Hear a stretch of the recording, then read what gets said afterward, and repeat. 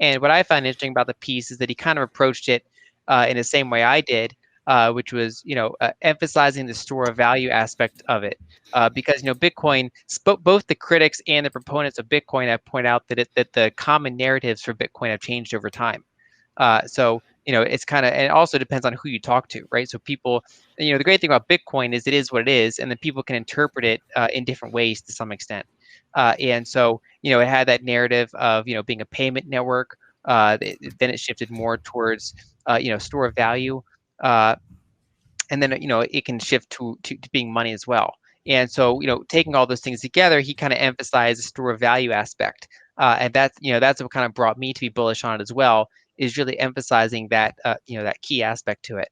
And so I think his article is very bullish on it. He also talks about the dollar index, which is another thing that I've been emphasizing, that if you look at over the past 5 decades of this current kind of, you can call it the petrodollar system, ever since Bretton Woods ended, we had this floating exchange rate system.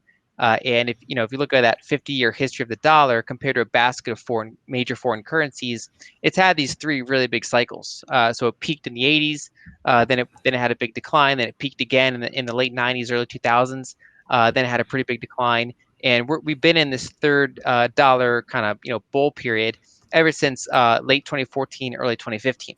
And so it looks like we're starting to roll over, and that's not, of course, confirmed yet, but basically, the momentum is now down from this pretty bullish level. So he had a nice chart in there showing that long-term dollar index, and so I think he made a ton of sense. He also did some back of the envelope math, showing, like he said, I think he references his like math he did from like 2 or 3 years ago, and he pointed out that if every millionaire put 1% of their net worth in a Bitcoin, the market cap would have to be huge. It would have to be like $75,000 per coin in order to accommodate that flow of money.